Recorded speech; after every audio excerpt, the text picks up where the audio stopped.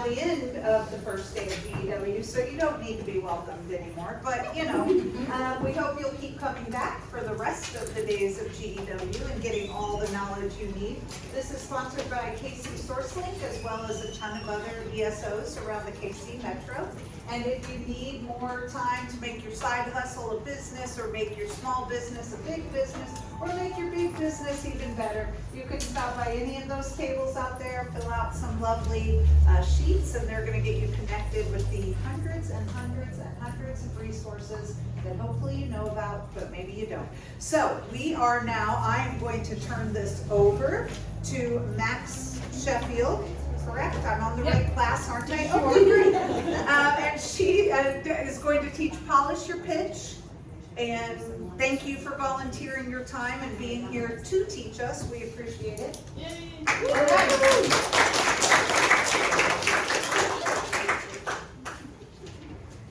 So what's nice about this class is I can guarantee you all of you are going to get a lot of practice through the week. So if you're feeling a little intimidated, just kind of feel glad about that. So I think a lot of people probably already know why an elevator pitch is important, but it's just basically explaining what we do, how we do it, and what really sets us apart from other people. So I would be remiss if I didn't do my own elevator pitch. So I am Max. I'm founder and CEO of Max Wild Stories. I create marketing that makes people feel seen, not sold to. And I thrive where story meets repeatable marketing strategy. How many people have used some form of elevator pitch before? Right, probably all of us. The typical format is, hi, I'm blank, my business is blank, I help my customer segment with problem, and so that they can desired results outcome, right? That's kind of like a standard elevator pitch. That's what I was taught 6 years ago, I think. And there's actually a couple of issues with that, right? Because when you use a Mad Libs type of approach to an elevator pitch, guess what? Every copywriter, every designer, every photographer is going to sound almost identical. And you're going to get lost in the shuffle when people are thinking of people to refer to you. So there's just that issue, because there's nothing memorable about that kind of thing when everybody's doing the same thing. And it's like, okay, so your customer segment may be a bit different, but they might not remember that. It's hard to remember that when we're just spitting out what other people or similar people are in our industry are saying. I also see one of the pitfalls that I see with pitches. I've been to several 1 million, who here was at 1 million cups this morning, right? Those people, like AJ couldn't taught this class, honestly, because he was great at telling his story, and those people kept it tight. 6 minutes goes by so fast. And even when we're in networking events, you gotta keep it within 1 to 2 sentences. I know a lot of other business owners, and they're doing really awesome work, but it takes them 60 seconds just to get to the damn point. And then you're like, you've already, even when I'm your friend, I'm like, oh, you've already lost me, and if I'm your friend, I'm sorry. And so luckily that one of those people that come to mind is not in this room right now, so I'm allowed to say that. And kind of as I said, will people remember that pitch a month from now, 2 months from now, 3 months from now? I feel like yes, with the ones from 1 million cups today, absolutely, right? I'm gonna remember AJ 3, 6, 12 months from now, right? But that's not always the case. There's actually more people that we forget than we're going to remember. So this is really about standing out and really just instantly coming to mind, staying top of mind for the people that want to help us. There are so many people in this room who want to make connections for you, who want to collaborate with you, who they may not be your dream client, but they maybe know 3 people who would be your dream client or your dream customer.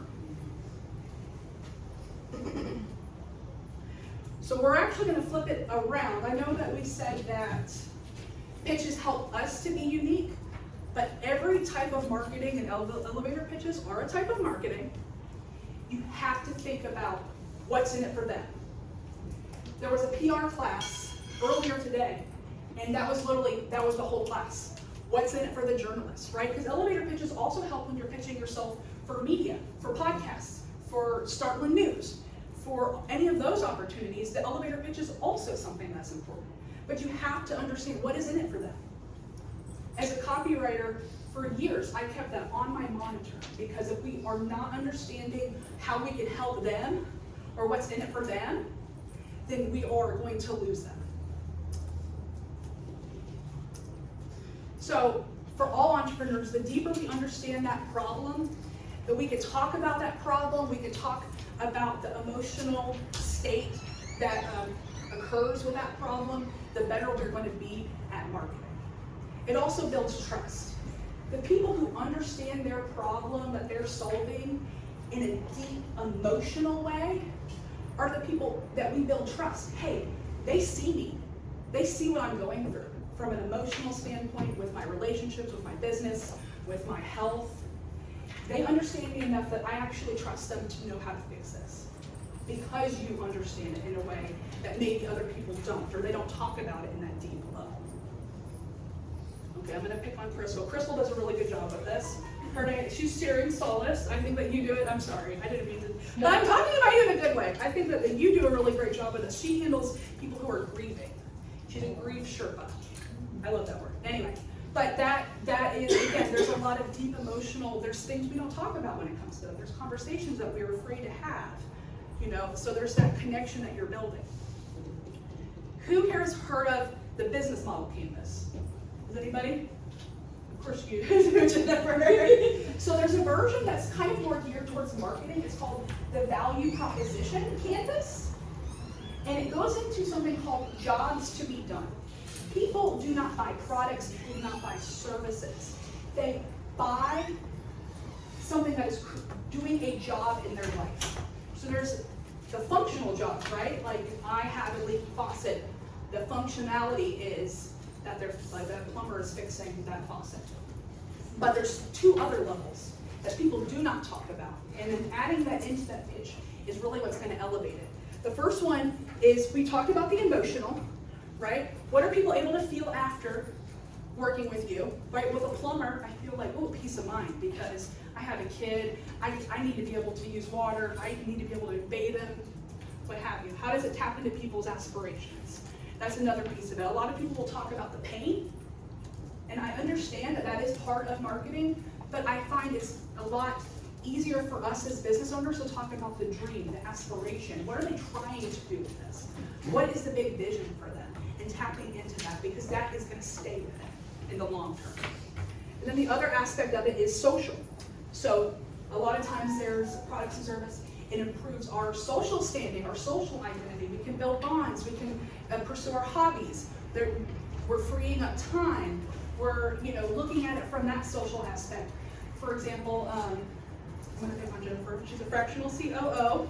And to me, a big piece of having somebody in the operations seat means that you can actually buy back your time. And the more time, what does that mean? In an emotional way, there's also more peace and calm. But in a social way, wow, I actually don't have to stay glued to my laptop 24/7. I can actually pay attention and build relationships with my family, and be able to take my son to the pumpkin patch on a random day, right? So there's that piece of it. Even though something is B2B, there's still people making emotional decisions behind that. We're going to go into an exercise. This one I do with clients a lot. No one has to answer it, but if you could write your own testimonial or your own review, what would you want your client to be able to say about your business? Or about what they were able to do and feel and experience after working with you or buying from you. And I will give these slides, I'll email them after the fact. That might be tonight, it might be tomorrow. This is a great exercise because, and you might not be there yet in your client experience aspect of it, but this is how we can really talk about, and maybe you already have some reviews you can look back on and see like an underlying theme. But I feel like let other people kind of speak that for you in a lot of ways. So, I will take the second to drink.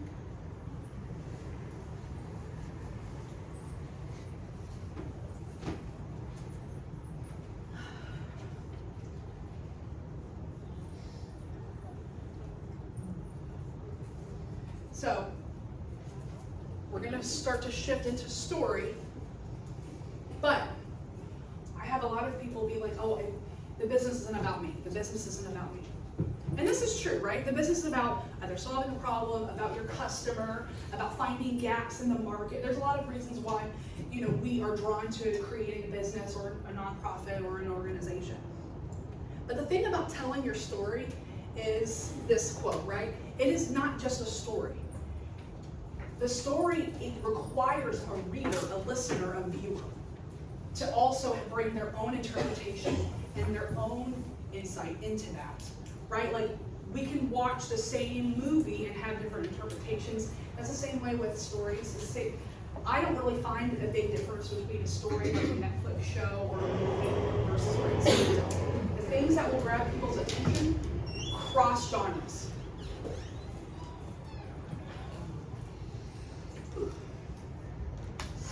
So, again, we're going to bring, now we're bringing it into our own story and our own personal experiences. For each of us, there was some sort of moment, there was some sort of catalyst.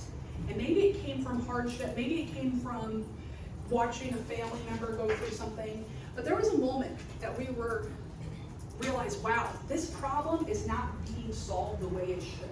This conversation is not happening in this industry. I am feeling like in my own, maybe in your corporate world, oh, I'm just a cog in a wheel, or however that looks like for you. There's some sort of crisis there, or some sort of turning point where you were like, okay, I'm done, right? Because businesses are freaking hard, right? Who here has never had a setback whatsoever, or a failure whatsoever in their business, right? Last year, I did a workshop similar to this, and I was talking about purpose, because purpose is a part of your message. And someone's like, okay, it's not just why does your business exist, it's also why you haven't given up.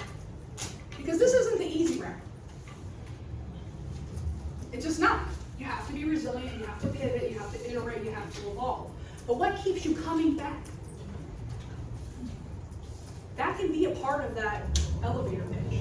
Because generally when we're networking, we're talking to other business owners who can relate and be like, oh wow, yes, I get that. Or they can share their own moment. Or they were like, oh yeah, I was going to give up, but then XYZ happened. Or, I'm doing this for my child. Or I'm doing this, and I feel like that opens up conversations. Because an elevator pitch is not just you spitting out about your business. A lot of people feel like, oh, I have to sum up everything I do in 3 sentences or 10 words or however it is. And no one can do that. Not even in a 5-minute pitch where people are pitching for $10,000 tomorrow at Old Cap, right? It's impossible to do that. The goal of an elevator pitch to me is being like, hey, this is a whole iceberg. I'm going to give you a tip of that iceberg, and it's your choice or your journey to ask me questions, and I can ask you questions. It's to open a conversation. It's to give somebody to take away and remember. And I feel like storytelling and that relatability is where that comes up. Because then people can start to share their own moments and their own stories. And that's how we build those connections and those collaborations that we want in the first place. Does anyone want to share a personal or like a turning point for you? You don't have to. I know that's very personal. I'm not going to ask anybody or pick on anybody for that. Oh, sorry. I'm sorry. That's okay. So I'm a physical therapist, and I opened up my own physical therapy clinic this summer. I'm a cash-based physical therapist, and that is by design. The biggest thing that really shot me forward is I had 2 patients this spring that I feel like insurance totally failed, and these people were paying tons of money every month towards their insurance deductibles, right? This one woman was paying $750 towards her insurance. She was hit by a drunk driver. Her neck was fused, and they said, you have 8 visits of physical therapy. What? The end. And so that became kind of my why I started a cash-based physical therapy clinic. I can't provide the care that I know people deserve to get under the umbrella of insurance-based physical therapy most of the time, or much of the time. So that's fine. That's a good one. Wow, that's really good. Thank you. Thank you for sharing that, because yes, there's always something behind what we started. I know Jennifer always has a good story. So my turning point was, I was coaching as a mastermind. I was coaching as a mastermind facilitator, and just started working one-on-one with people as a clarity coach. And I got very, very sick and went to the Mayo Clinic. And normally they keep you. They do not let you go home till they have answers for you. But it was over Memorial Day weekend. My first appointment was on a Thursday, and it was Memorial Day weekend. So they were like, go home, come back in a week. And so I was driving the 6 hours from Minneapolis to Kansas City in tears. Not in tears until about halfway on the trip. And then I get tears because I suddenly realized I could have 2 days, I could have 2 weeks, I could have 20 years. I have no idea what's wrong with me or why I feel how I feel. And I pulled over to the side of the road, and that was my moment when I realized that I want to work with people who change the world. Not, right, like, I don't, if you're in it to make money, good for you. I'm not your coach. I want to work with people who want to change the world, because we only have a very small amount of time on this planet. Whether you just come from Mayo Clinic or whatever, right? We have no idea how long we have, and I want to work with people that are like, in the time I've got, I'm changing the world. Yeah. Snaps. I'm a snapper. Does anyone have any others? Because I understand that sharing is hard, but it is hearing other people that will spark yours, I guarantee it. You know, it's part of that for us. You're in front, go. I'm just gonna. No. We got time. I'm looking at the clock. We're good. So I'm going to share a little story that reiterated why I do what I do. And sometimes it's hard, and Angie's in the same industry as I am. In 2020, a family that a professional photographer, family that I've photographed for years, their 20-year-old son was diagnosed with brain cancer. And it was his sister's senior year of high school. And we arranged to meet at sunrise at Smithville Lake and do family photos, knowing that this kid didn't have much longer. And we had about 3 minutes before he said, why are we here? I can't do it anymore.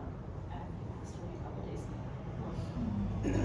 So I captured the final family portraits of this family, and that's the memories that they have, and that's what they go back to. And we never know how long we have, so capturing those faces you can't live without is part of what I do. Absolutely. Thank you. I'm a heavy crier, y'all, so you're gonna see tears in my eyes, especially this person's gonna start talking. So. You don't want to. So following that. Right. Those are both connected people. Yes. Really? I didn't see your dead client. Crazy. But we're in the same business. So in 2010, when my daughter died in my arms, I wanted to die too. And I felt completely alone. And logically, I understood that I am 1 in 3, I'm 1 in 8, so, all the numbers. And emotionally, I fell into myself and felt like there was no one that could ever help me. And that is what I don't want other parents and people to have to deal with. That's so powerful. I really feel like we all have something like this. It may not be exactly that of losing a child, being the last photo, but emotions stay with us. Okay, this is the state. I should have probably put a warning on this. We're gonna feel things in here. Where's a therapist? Is anyone okay. You're just physical therapist. That's why I was gonna pick on you. Sometimes we get a little bit. Right. People start telling you things, right? I love all of these because it's kind of trite, but Maya Angelou, I think, said it best. Is like, people are not going to remember everything that you said, but they're going to remember how you made them feel. our emotional memory is what lives on. So that's why I try to do what I do and make people feel seen. I'll share just a little bit about my own story. Is I'm a domestic violence survivor. I'm transgender, and there were a lot of times in my corporate life where they were like, shelve those things because you need to continue to work. You know, like they did not see me. I was a commodity. I was like, even as a nurse, I was, even though empathy is our job, it's like, yeah, but you can't actually feel things at this job, by the way. You know, it's very, they want to go about everything like we're robots. And it's like, that's just not how it works. You know, I felt like I was like shelving core parts of who I was and my identity. And I never felt seen at work. And there's so many of us who, that need to feel seen is inherent to being human. And I feel like marketing and storytelling have that capability. Do we always do it? No, because we kind of, it kind of makes more sense for us to do logic and data and all these things. And not to say, I know you perked up at the data part because you're a data nerd. I like data too. But I have feelings. I just know she looked up like, are you going to talk shit about data? I'm not. But that, unless there's a story attached to that, people will forget it. So that's the key, the staying power of a good pitch. I did a pitch for the Porterhouse KC back in June. And I will tell you very vehemently, I did not win money. But to this day, I still have people coming up to me and being like, I remember your pitch. This is how it made me feel. This was this is that. And to me, that's a successful pitch. You know, even if I don't win money, did I tell my story? Did people feel like they were seen through that? I'm going about things backwards, but we are going to go into hooks. And I think that hooks can be either in your elevator pitch, they can work maybe on your like website, on your social, but at the end of the day, it's interrupting the pattern. And we're already halfway there, right? Because we're not doing a generic, I help these people. We're already kind of looking beyond that, so we're already interrupting that pattern. But the best hooks are opening like a feedback loop. There's some sort of evoking curiosity there. You know, again, it's hinting at the subtext of there's a whole iceberg underneath here that we haven't even touched yet. And they don't have to ask you more if they don't, you know, feel the need, but it's understanding that we're just giving them just enough, like just like the Costco taste of what we offer. I have a question on that. Do you mind? Okay, go ahead. Do you want us to ask questions in the middle? Yeah, it's totally fine. So, without having a conversation about, not asking the question, what are your pain points, right? We haven't had that conversation yet. So how to, give an example of what question, ask a question that. Basically what you're asking me is going to be the next slide after this. Okay. Don't worry. That happens all the time, right? Because there's a lot of different types of hooks. And again, it doesn't have to be purely emotional. I feel like there's a lot of like technology companies and it's very complex, dense material.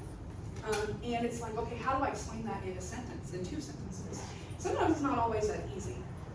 But if you can give them like a metaphor or analogy, that's like, hey, I'm, you know, how some people pitch themselves, I'm the Uber of blank. I'm the B&B of this industry. It's giving people context, so when they do ask you further questions, they already have a kind of understanding there.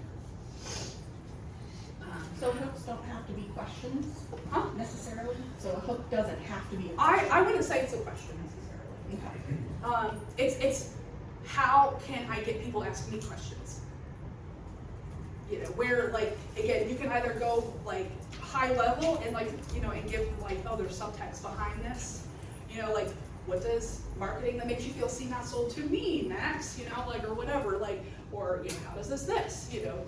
I would say more likely than not, it's not, but it's something that is like, either something that is, maybe you have a really like hot take or like kind of conflicting controversial opinion in your industry, I feel like, or there's conversations that like, maybe there's a taboo around your topic a little bit. I'm just speaking to you personally with that one, right? You know, there is though, right? Like, or this is how we deal with this culture. Like, there's a lot of different aspects that we can decide for this. For the data nerds, sometimes there is, sometimes using data, like if you can connect it to something like let's say you, I'm sorry, I'm trying to think of one in the moment, but I'm not gonna pull data out of my butt. Go ahead. Heard one today, 66% of people say they are burned out at work. Ooh, see? So for a Right, burnout. and that can open up a conversation. Do you have one? Yes, I do. 50%. People have 50% less heart attacks when they vacation. Ooh, My vacation. see? 50% what? Less heart attacks. when they vacation. See, that starts a conversation though, right? Like you're like, oh, wow. Or like, you know, every 10 minutes, such and such happens. Or by the year 2030, you know, AI will be diagnosing people and needs assisting doctor. Like, I don't know. I'm using also bringing in the technology. Right, right.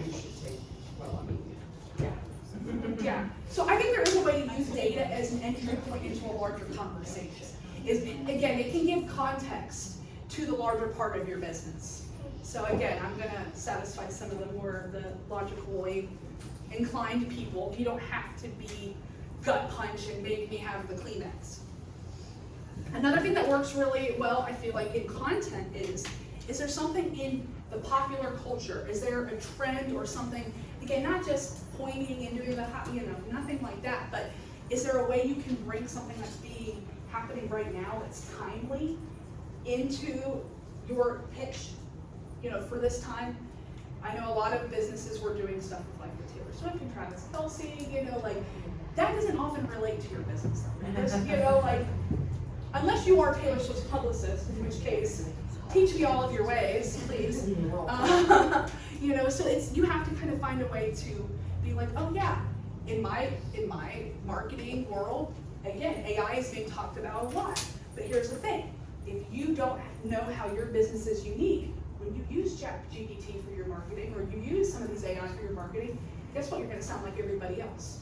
So at the end of the day, this kind of comes into that AI conversation. If we can tell it about our business and why we're unique and our unique differentiators, our value proposition, that gives it more input into, into what we get out of those AI tools. So again, that's the conversations like, why would I hire you if I can use ChatGPT? You know, like sometimes that's a question that, gets asked. But, again, having that kind of idea of these are conversations that are happening. How can I maybe be snappy or add a statement that kind of acknowledges that and also gives people room to have a dialogue around it? For pop culture, one example is, like, if you guys have ever heard of Story Brand by Donald Miller, I'm heavily influenced by it, but he mentions, oh, you're not Luke, you're Yoda. And then in a pitch that I did for 1 Million Cups, it's like, this is gonna get a little bit Star Wars nerdy in here, right? Okay, good. So you guys know that there's the prequels and the original trilogy. Here's the thing, the original trilogy had 2 Jedi to learn from, Yoda and Ben died early, right? We don't live in that world. We live in the prequel world where there's like 100 Jedi all waving their lightsabers around, and you have to find which one you want to learn from. That's the world we live in. Again, so taking that pop culture and relating it back to what we do. Does anybody have any examples that you guys use or have used of these?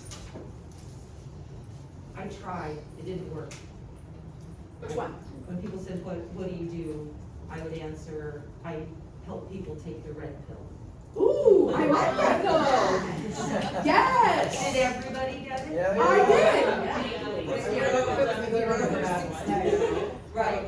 Or depend, right, like, so my 4-year-old people are like, Yeah, but Murphy's Kitchen Bow. Oh my goodness. But it's a 20-year-old movie, right? Didn't it come out in 2001? Yeah. That's a good one. I may file that away. One of the things, and you did a great job of this, establishing quickly what's at stake.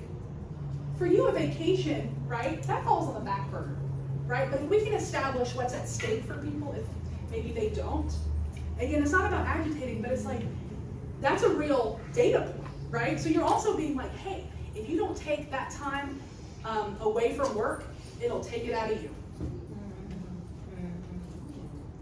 And that's just the truth, right? Because You don't step away in there. right. Yep. You either take your days off or you get them all back. So So go on vacation, don't stay on yourself, oh please. right. Man, it's hard to tell an entrepreneur that though. Woo. Wherever you go with, but have special times, just enjoy yourselves. So another thing is again, these are all examples. You don't have to use all of them. I feel like there's more than just these, but I wanted to give a bunch of options. Maybe flip and play on people's expectations. You know, there's some things that we kind of maybe make assumptions about that job title. Is there something that you can just kind of flip around on them and be like, I'm trying to think of a good example. I do actually. A week ago, I was walking into 1 Million Cups, and I'm walking and I see a big moving truck, and it just says colonoscopies. Yes, I wrote about this on LinkedIn. If you follow me on LinkedIn, I wrote about it, and I'm like, what the fuck? And then I scanned the whole truck, and it says things that suck less than moving. Oh, Right? But it's like we all, and they're playing on our expectations, right? Nobody enjoys moving. Nobody enjoys colonoscopies, right? But to kind of be like, oh yeah, moving does really suck. I don't know if I would say it sucks more than a colonoscopy. I mean, that's up for debate maybe. But like, again, being like, hey, if moving sucks, that's why we would maybe want to look at people who get it, you know, movers who will take that off of our plate. So that's again playing on those expectations. And we all know moving sucks. But sometimes we take for granted that like, oh, we don't have to be the ones to do it all. You know, we can outsource that to somebody else. We're not in our 20s anymore when we could just have a pizza and a beer and just call it a day. My last move, I'm like, this is the last one I ever do by myself. So I think that's a good example. Ooh. Oh, Max, what do you mean by a hot take? So hot take would be, Something controversial in the industry or? yeah, it doesn't have to, you don't have to me, you don't have to necessarily go out of your way to start shit, but there's some sort of conflict there often, right? Like there's things that, so again, maybe our industry takes at face value that we're like, we don't actually have to do it that way, guys. Like we can actually do it this way. And that's maybe why you started your business in the first place, right? Because you're like, I believe that there's a different way.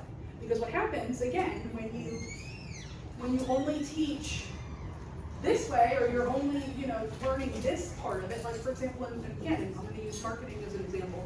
Everyone and their mom wants to teach you, if you just do Pinterest, if you just do SEO, you're gonna blow up.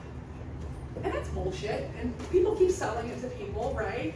And it's really what actually will help you in the long run is making marketing that's repeatable in any platform you choose to focus on, right? And again, this is why I'm teaching the elevator pitches, because that's like the foundation right here. If we can talk about what we do in our business in 2 sentences, we're miles ahead of other people. Because they're working on that 83rd TikTok that nobody saw, or maybe maybe you went viral. I've been viral. This is actually one of the ones that I use. I've gone viral 3 times between 2 different businesses. I've gone viral on Medium. I've gone viral on LinkedIn. I've gone viral on Facebook back when that was possible. Don't try that anymore. But it didn't be 0 customers. 0. Not a dime to my bottom line. I had a billboard, $2,700 not Right. call. Right. For my grand opening, not one call. I figured I'd get at least 250 calls. It was right in the corner of 350 and Graytown Road. It was in a perfect Right, location. yeah, that's I didn't central, get yeah. one call. It was $2,700. So that was a joy. Right.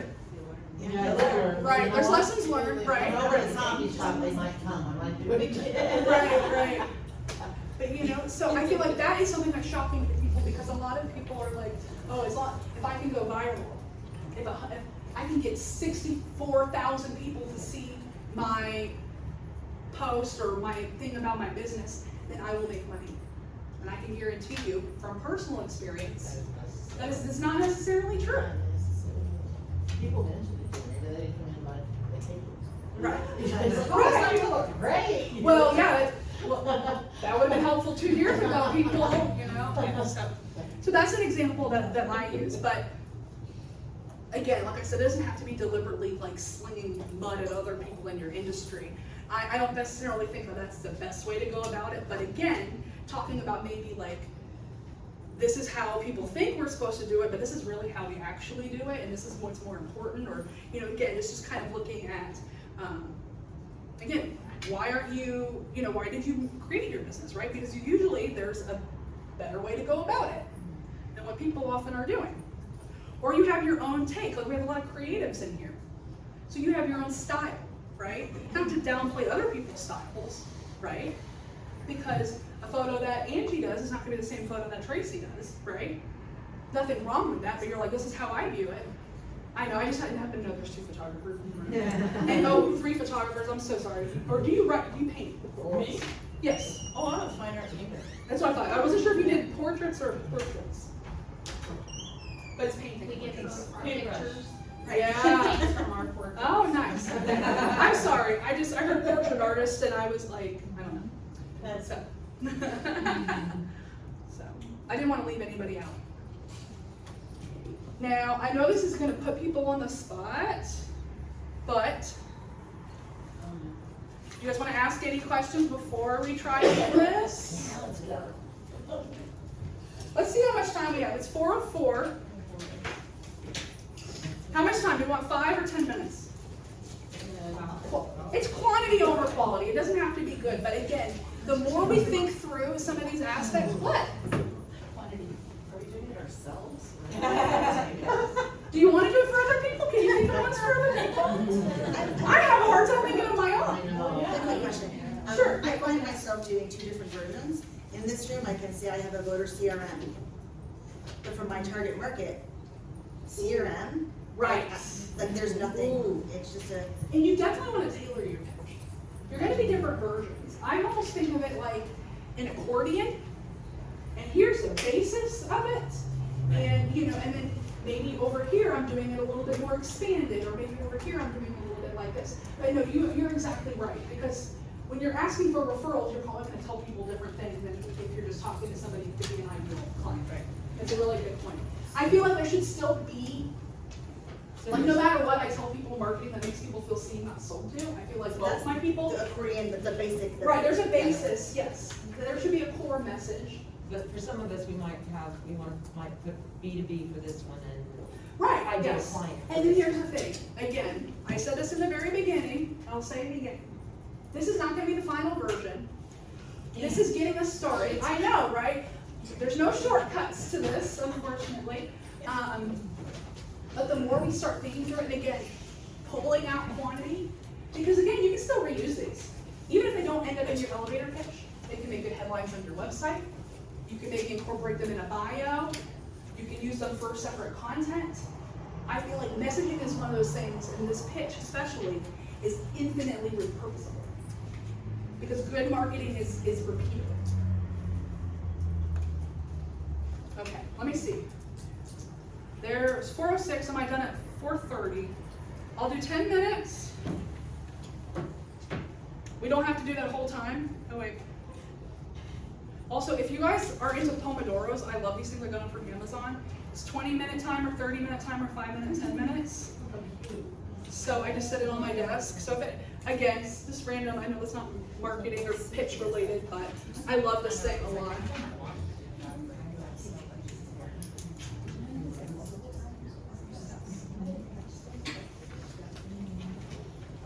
Do you mind going back to the other side? I do. Well, I don't mind. I was going to do that. So I appreciate you reminding me. How, is this just like one doesn't have to be, because you can begin to distill it down. The more you practice, the more you can So I wouldn't worry necessarily about like this point, it's just something we need to think about as we get closer to that.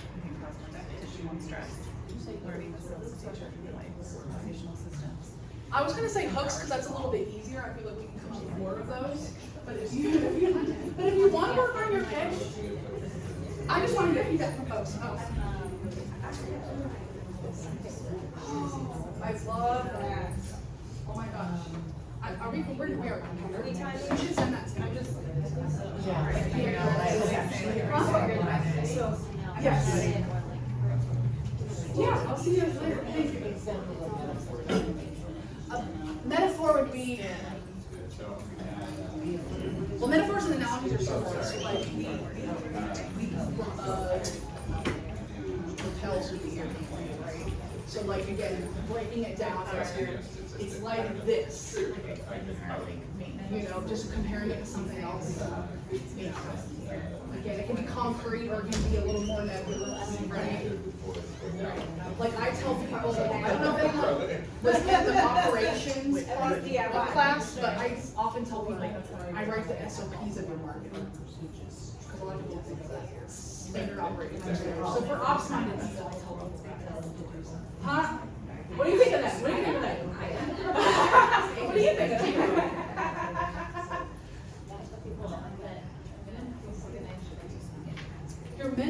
Oh, see, that's a great metaphor. Can you say that again, please?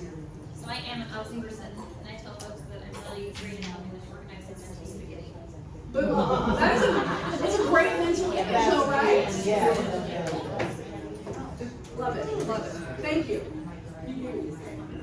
I'm going to share the slides for anyone who has to dump out. That's okay. I want to say there might not be any more. Oh yeah.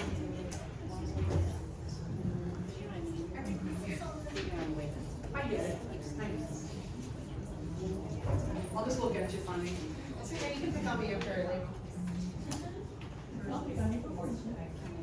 Huh? Oh. Pick on. Great. Great.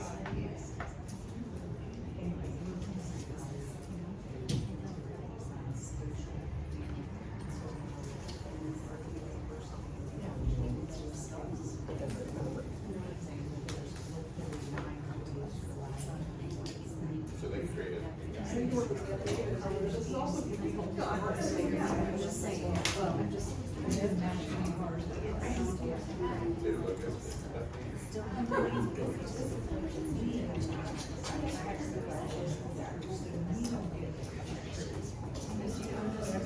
It's hard because I feel like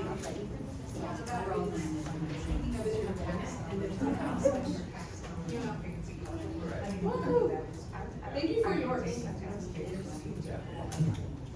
Sometimes we overcomplicate it. That's why the pitch is so hard, because there's some boil it down to like the bare essence. And that really just comes from time. A lot of times. Also, I'm going to look at what are like the messages at the beginning.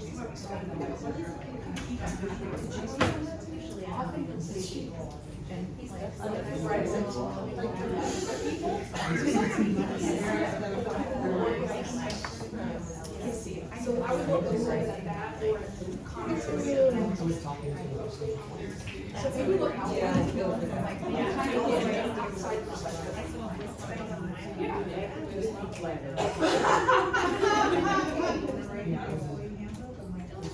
I know, I should probably not be drinking that much water.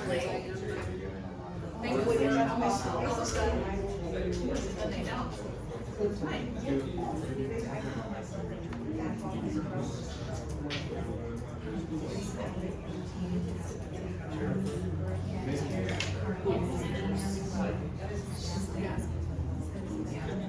Yeah, feel free to get feedback from your table mates.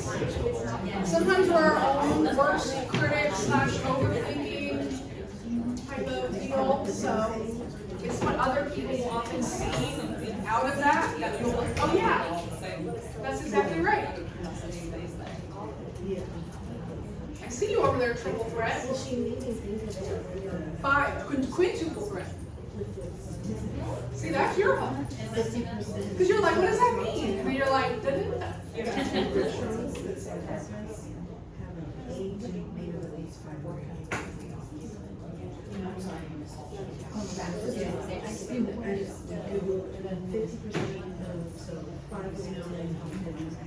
like you're struggling a bit. Can I offer a little help?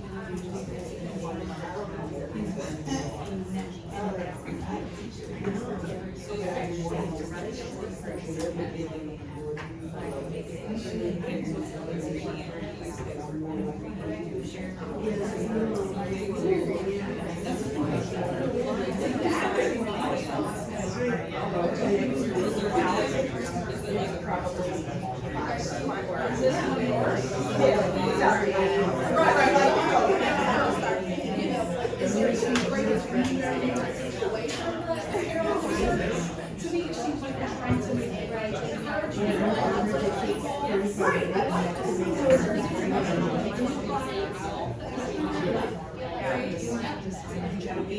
What are you looking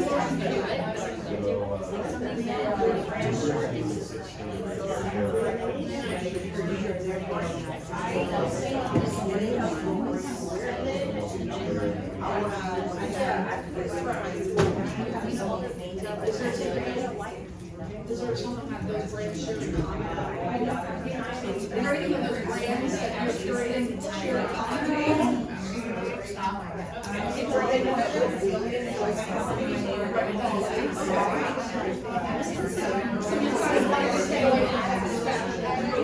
Where things fall apart in three ways.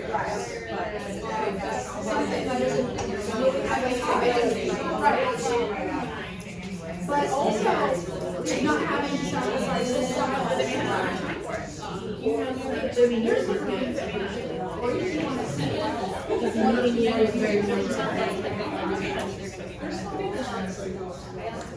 the problem is a little bit harder because it's not really about you're into the aspect of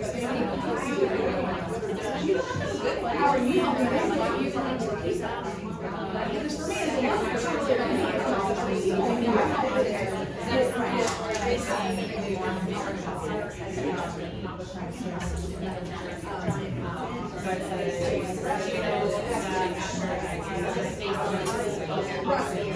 Right. Because you can, you also have this kind of cost. Right. So you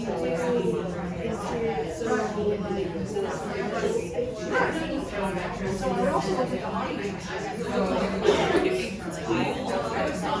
And they work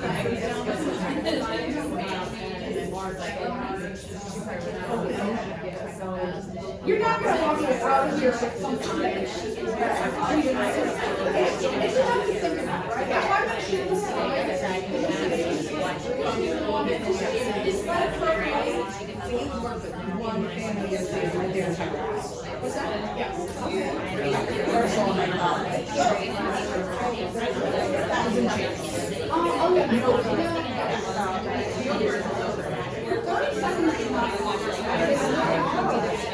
So, you see how many professional names per session.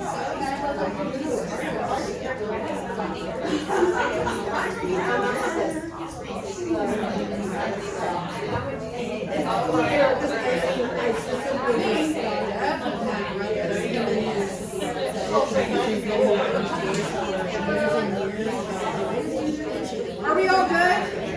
I don't want to make it do a beeping. We don't have to hear it.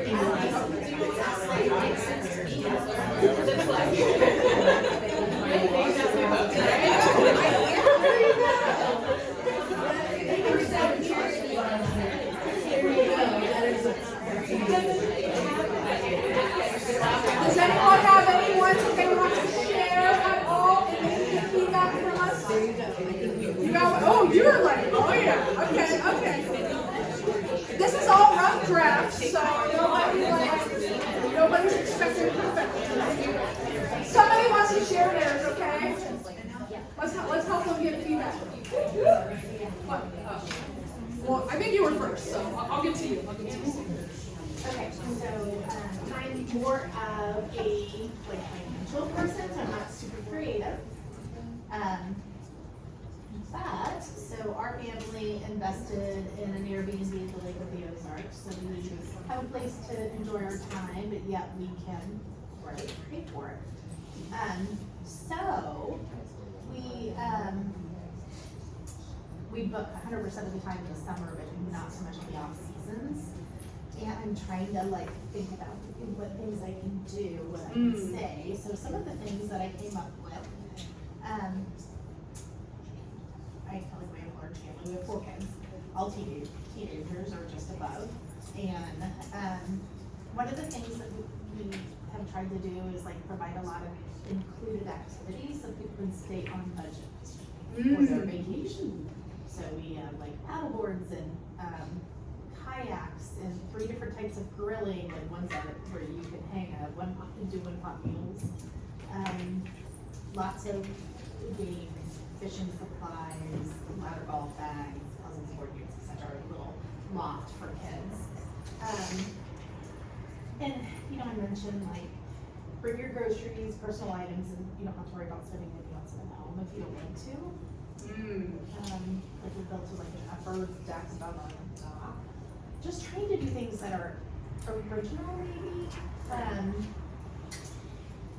So I would, like what would draw people, how could I get people in after Labor Day, September, October, November, March, April, May before Memorial. The leaves, beautiful in the Ozarks for the leaves. Yes, it is. Come to the center leaf popper, you know, it's gorgeous down there. It's play on the word leaf. Huh? Can't you On ice the skate? word leaf. Right? Yeah. Well, and I like the idea of it being like, almost like all-inclusive, but without like that mega price tag. That's what comes to mind with me, because like you said, you don't have to go outside of that if you don't want to. And what about bring your ice skates? Yes, I mean, like this is 3 6. Go ahead. Do you have one? Yeah, I think my family has a lake at your house as well. I understand it can be every year round, but I don't think anybody else understands that the lake is beautiful in the winter time. They're like, why do we have icy roads in December? I think we need to tell them why it's not just a summertime destination. You need to tell them why there's wineries and there's a little fire pit. You need to explain to them that it's not just about water sports. Yeah. Right. And give them a reason to want to come. Yeah. In Branson. And Nearby. my take is that I hate the Ozarks in the summer. It's crowded, right? It's crowded. That's the hot take right Watch the there. show. Right. Right, exactly. Kitchen drugs and Bibles. Yeah. Experience the peace of And take a beautiful Yeah. picture of a tree with snow on it. Have it all to yourself. Listening snow, Yeah. take a little picture. There are a lot of companies that give off between Christmas and New Year's, and we used to go down there every year, just my husband and I, 2 nights during the week, when it wasn't a weekend, and we would hit the outlet malls for shopping for our daughter, and we would go like school shopping to the outlets and stay at the Four Seasons and, you know, do it 2 night, just couples. When you're right, I can get a great reservation without having to wait forever, just like a couples trip that's not very far away and And silent. not She crowded. just said So silent. quiet. Yeah. The silence. Yes, Peace quiet. and quiet. Step away from your. You're typing real fast, I'll let you catch up. And then you had one you wanted to share as well, because we're about to finish out, so I want to give one other person. I hope that helped though. It Yeah, sounds thank like you you. got some prepared. Great. So I'll say mine and then I'll focus on what it is. So I would say, the night that my sister and niece called me in tears because they were both at the end of their rope with her math homework was the night that I Get It Math was born. New math is not the enemy. I'm on a mission to make everyone a math person. Cute, I like it. Oh, man, I love that, because you do call out new math, because who doesn't know how to help their kid with their homework right now? My kid's 3, and I'm dreading that. Dreading that. My daughter got 4 years, she couldn't figure out. I'm about to handle YouTube. YouTube will teach you this math number. That's a good one. Yes, but math, yeah, it puts people in tears. It's overwhelming for parents. right? I feel like that's a big piece of it, is Yes. that overwhelm of, I can't even help my kid with math anymore. It's like the 60s. And then you feel dumb, right? Who likes feeling dumb? Because I'm like, that's a good one. Is there one more? Or, oh. Go ahead. You were writing a lot, so I'm curious to what you have. I'm trying to do like different versions of what I think what I would like. After 20 years in elected office and campaigning, running and volunteering on campaigns, I now create tools that translate politics into English. VoteSharp is our key product. It's an editable voter database that our subscribers call the cheat sheet for their relationship with voters. Ooh, cheat sheet, yes. I like that. Awesome. I feel like the people who need to know would understand that, because I've done community organizing, so I get that. For somebody who might not be in that industry, you might be like, hey, voter engagement is at an all-time low. Maybe bring in some context. My tool does X, Y, Z, so that people feel like they're in charge of their civic engagement and whatnot. That's just an example. So it's like get out the vote. It's a voter data. It's like Salesforce for candidates. Boom. Yeah, that's nice. Right, but my target market, think of who runs for city council, school board, state rep, state senate? 60-year-old men that hate technology. Right. Like, can't you But see they're our- legislative aides. You know what I mean? Like, These some of those. guys don't have staff. Do they not? They don't have staff. Even at the state senate and house Yeah, level. we do our city council. So they don't know what Salesforce is, they don't know what a CRM is, so I also use electronic medical record. Right. Because that concept, except for them, they think that that's creepy. Well, maybe, yeah, because that's like medical stuff. I feel like people don't understand. Maybe Interact with database. Technology, maybe say it's the Franklin Covey.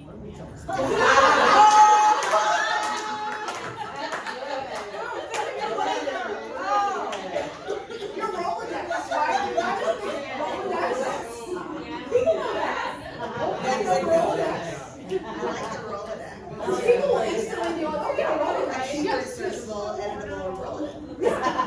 See, yes. I just want to know how we really do 50 years old being a fucking great. I'm like, wait, 50, I said 60, and as I get closer to 50, I'm like, I may have to work on that. I am so talking about, I know what the So you- Oh, this. Digital, I went digital. We have- Oh my goodness. Yes. So, But they don't mention digital. we're at the 5-minute mark, so is there any last minute questions that I want to answer? If you guys, I know not everyone got to share, if you want to email me or DM me, I'm at Max, MAXWILDESTORIES. I'm basically everything on Facebook, Instagram, yes, Wild, WILDE, like Oscar Wilde, and then stories. And then my email is just max@maxwildstories.com, so. DM, yes, just actually, yes. Can you say that again? Your Facebook and your email? Sure, MAXWILDESTORIES. And then the email is just max@maxwildstories.com. So if you email me it, and I'll email you guys actually, so you guys don't have to necessarily remember that, you can just respond to my follow-up email, and I will give feedback on each one, so.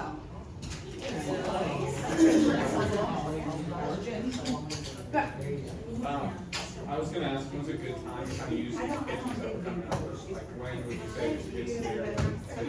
So, we have plenty of happy hours here just at GEW. We're gonna be in the hallways. I feel like just start using it organically around folks. You kind of gonna know the audience here is gonna be business owners. When you're out kind of in the wild, that you don't necessarily know like what is in it for that person, so it might be a little bit harder. But here, I think is a good starting ground, especially because I just happen to know that you're a designer. All of us need designers, right? So you're gonna have, so this could also be like, maybe experimenting with like, oh, this could be my ideal client, and think about how you would talk to them as well. So you kind of go both ways for you. I don't know if everybody here is gonna be their ideal client, but yeah. Can the two photographers raise their hands and figure out who you are? Right. Oh, one of them left, she had to leave early. Oh, and then you, oh, yay! What is your business? We have a photography studio for the last 23 years, and then we started a project called the Legato Project, which is recording audio stories for people and parents and grandparents. And Part of it is people forget their loved ones' voices after they're gone. Oh, that's why I keep voicemail. Oh my god. Yeah, see. I will never, there's certain people I have voicemail. I do too. So we're interviewing parents and grandparents and people in general to hand down their legacy. Oh my god, it's such a good one. It's awesome. Yeah. I love it, I love it. I have a quick question for you. You made me think, I'm also a John Miller fan, and so I feel like I have like a part of it down, and I'm also just like the one sentence page down. So I feel like sometimes I get the room and I will read the room, and nobody else is giving like the succinct hook for the page, so just like, I own Wanting to start it. It sounds like I'm trying to steal the show, so I better dumb mine down. I mean, the responsibility is it means that we get that everywhere. We spoke it many times. Good, I need to hear that validation. I probably. I'm kind of into like, I think I've realized I'm in like, Not being memorable leaves my. because I started doing something. I had like 2 it's very, And there's plenty of movies to go around it. This is it's so like I good don't example. I don't want to I want to start something where Thank you, thank you.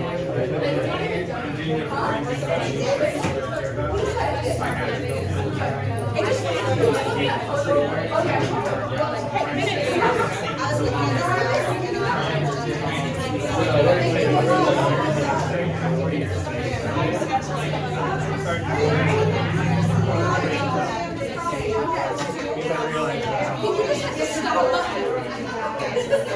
Just stop, buddy. You can move it.